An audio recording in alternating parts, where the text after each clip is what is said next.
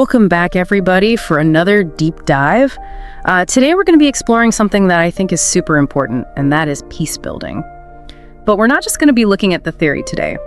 We're going to be going deep into the real-world experiences of people who are actually out there doing the work. That sounds fascinating. Yeah, I'm really excited about this one. And our guide for this deep dive is a chapter by Stephen E. Handwerker. Oh, I've heard of him. Yeah, you probably have. He's pretty well known in this field. And the chapter is called Promoting Deeper Values, Lessons Learned, and Some Common Themes. So it's not just about concepts, but really about the application. Exactly.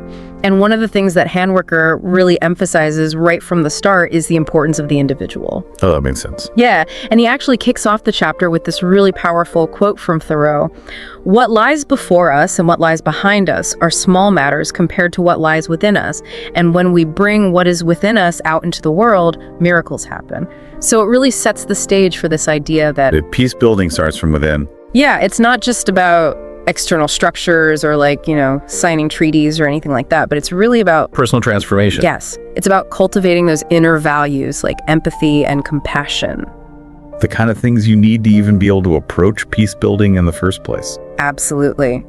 And speaking of people who embody those values, Handwerker highlights some pretty incredible peace builders throughout the chapter, and each of them has their own really unique approach to this work.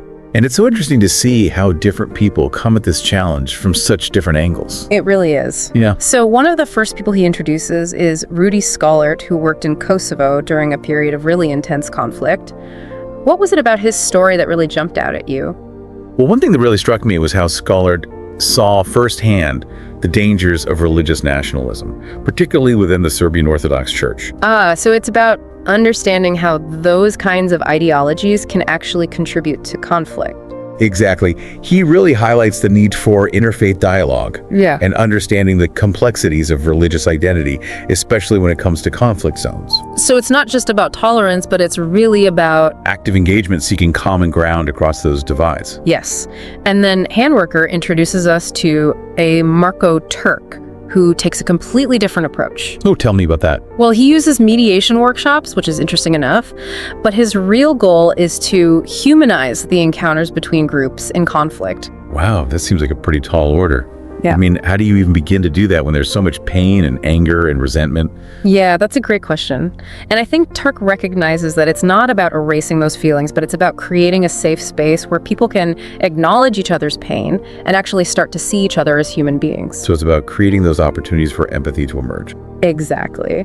And then we meet Elisa Levy, who's doing some really incredible work in Iraq, teaching conflict resolution skills. That's so important because it's about giving people the tools they need to rebuild their lives and their communities. It is. And Levy's approach is all about empowering communities to rebuild from within. So it's not about imposing solutions from the outside, but about helping people find their own path to peace. Exactly.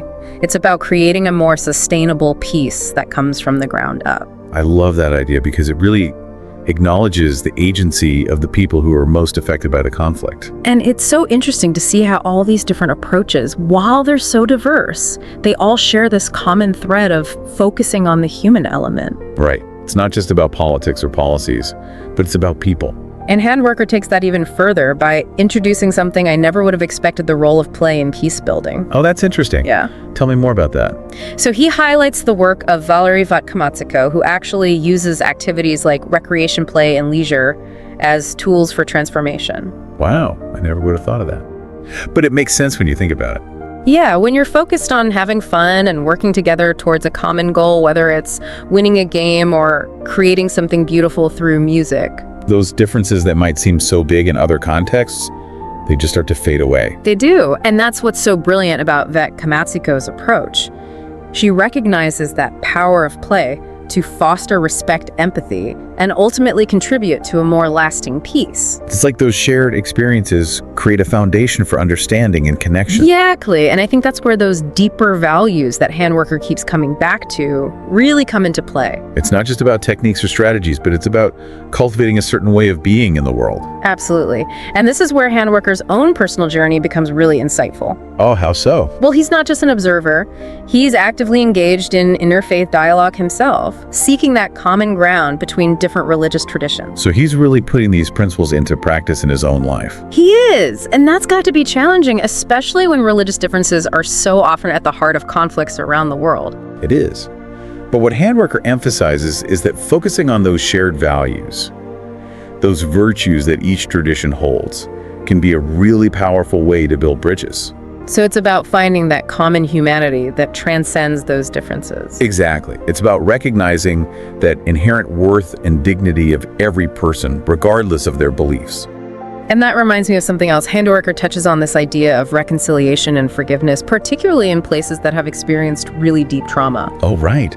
He talks about Irvin Staub's work on reconciliation in Rwanda, which is so powerful. Yeah, Staub really emphasizes the importance of understanding the root causes of violence and establishing a shared collective memory of what happened. Not about forgetting or sweeping things under the rug, but about creating a shared narrative that acknowledges the harm that was done on all sides. And that's where forgiveness comes in. Handwerker also references Basil Joseph Pillai's analysis of South Africa's Truth and Reconciliation Commission. Oh, that's a great example of how forgiveness can play a role in healing and moving forward. It is, and it raises a really interesting question for all of us listening.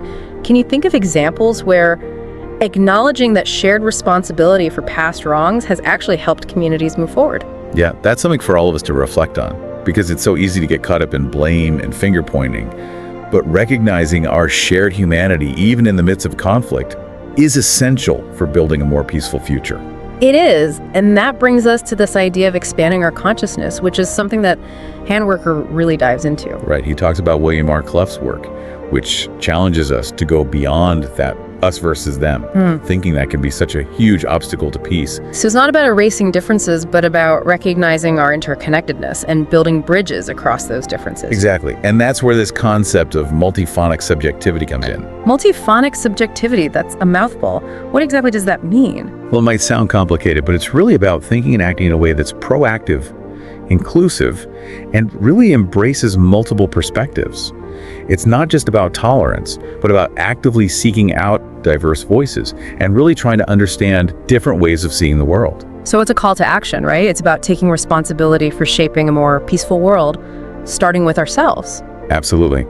But how do we actually do that? How do we cultivate this multiphonic subjectivity in our everyday lives? Well, one way is to become more aware of our own biases and assumptions, because we all have them. It's part of being human. Right, and by acknowledging them, we can start to challenge them and see the world through a wider lens. So it's about being more mindful of our own thoughts and actions and being open to those different perspectives, even if they challenge our own. Exactly. And it's a lifelong journey, but it's a journey worth taking. It is. And Handwerker is on that journey himself, and he's inviting all of us to join him. Through his own experiences and the stories of all these peace builders that he highlights, he's showing us that peace really is possible, but it takes work. It takes commitment. Yeah. And it takes all of us working together. And I think that's a really powerful message to carry with us as we navigate all the complexities of our time. So let's dive into some more concrete examples of how these ideas are actually being put into practice. And one of the things that I found really fascinating was how he brings in this idea of the psychology of conflict. He actually delves into Mark Van Vuck's work on something called the tribal instinct hypothesis. The tribal instinct hypothesis, what's that all about? Well, it basically explores our deep-seated need to belong to a group. So like that us versus them mentality. Exactly. And Van Vuck suggests that this is actually hardwired into us. We're wired to make those kinds of distinctions. It's like we're programmed to bond with our in-group and then be wary of those who are outside that group. And that can be really helpful in some ways, right? It helps us form those strong social bonds that are so essential for survival. I can see that. But it also seems like that's the root of a lot of conflict too. It absolutely can be. Because when those tribal instincts get taken to the extreme, they can lead to prejudice, discrimination, even violence. Exactly. So the question becomes, how do we overcome those instincts, especially when they're so deeply ingrained? Yeah, that's a tough one. What does Van Vuck suggest? Well, one of the keys he highlights is the importance of changing our perceptions of those outgroups. So instead of relying on stereotypes or assumptions, we need to actually engage with individuals from those groups, see their humanity, understand their perspectives. It's like what Amarco Turk was doing with his mediation workshops, creating those spaces for people to connect on a human level. Exactly. It's about those authentic encounters that can really challenge our preconceived notions. And that reminds me of something else that Handwerker brought up, this idea of expanding our consciousness to create more humane ways of seeing and experiencing other people. He talked about William R. Clough's work, right? He did. Yeah. Clough really emphasizes the importance of self-awareness and self-reflection. So like understanding our own biases and motivations. Exactly. He actually argues that conflict can be a catalyst for personal growth. Wait a minute, so you're saying conflict can actually be a good thing? Well, it's not about seeking out conflict, of course. Yeah. But it's about recognizing that it's an inevitable part of life. Yeah. And if we approach it with a willingness to learn and to grow. It can actually help us develop a more authentic empathy. Exactly. And that empathy can help us break down those us versus them barriers that we were talking about. So we're building a toolkit for peace building here. We've got self-awareness, empathy, understanding the psychology of conflict, even using play as a bridge between groups. What else can we add to this toolkit? Well, Handwerker provides another really powerful tool through his own work in interfaith dialogue. Oh, right. He talks about finding that common ground between different religious traditions. Exactly. And this is so crucial in our increasingly diverse and interconnected world. It's interesting because religion is often seen as a source of division. Sadly, that's often the case. But Handwerker's work shows us that it doesn't have to be that way. So how do we bridge those divides? Well, Handwerker emphasizes the importance of focusing on those shared values and virtues that each tradition holds. So it's about finding those points of connection that can transcend the differences. Exactly. And it's not about erasing those differences, but it's about recognizing that there's a deeper level of unity that connects us all. And that brings us back to Handwerker's personal journey as a peace builder. He's not just talking the talk, he's walking the walk. Absolutely. Yeah. He shares his own experiences of working with different faith communities, creating spaces for dialogue and understanding. So he's actively seeking out those common sacred values that we were talking about. He is. And in doing so, he's really modeling that multiphonic subjectivity that we discussed earlier. Right. He's showing us that it's possible to hold multiple perspectives, to embrace diversity, and to find unity amidst difference. It's really inspiring to see someone living out those principles in such a tangible way. It gives me hope that we can create a more peaceful world. And that's what's so powerful about Handwerker's work. He's not just offering us abstract theories, he's providing concrete examples of how these principles can be put into practice. He's showing us that peace really is possible, but it requires our active participation. And that participation can take many forms, right? It's not just about grand gestures, it's about the everyday choices that we make. So it's both an individual and a collective effort. We need to work on ourselves, but we also need to create those systems and structures that support peace. Absolutely. Yeah. It's a multifaceted challenge that requires a multifaceted approach. I'm feeling a little overwhelmed by the scale of it all, but also inspired by the possibilities. What stood out to you as the most important takeaway from all of this? I think for me, it's the reminder that peace is not a destination, it's a journey. It's an ongoing process. Exactly. It's about constantly learning, growing, and connecting. And it's a journey that we can all take together one step at a time. And that ties back to Handwerker's emphasis on the individual transformation, right? It does. Yeah. We can't create a peaceful world without first cultivating that peace within ourselves. And as we cultivate that inner peace, we become more capable of extending it outwards to our families, our communities, the world. It's a beautiful vision. And I think it's one worth striving for. I agree. So on that note, let's take a moment to gather our thoughts. And then we'll come back to wrap up our deep dive into Stephen E. Handwerker's Promoting Deeper Values. And we are back. Wrapping up our deep dive into Promoting Deeper Values by Stephen E. Handwerker. This chapter has really given us a lot to think about. It has. I mean, it's really challenged my assumptions about what peace building actually looks like. Me too. Yeah. And I think one of the things that Handwerker really drives home is that it's not just about these big abstract ideas. Right. It's about action. Exactly. And he doesn't let us off the hook with just vague notions of like, be kind to each other. He lays out some specific values that are essential for this work. Like empathy, compassion, understanding, forgiveness. Yeah, those are active qualities that we need to cultivate in ourselves. It's not enough to just think about them.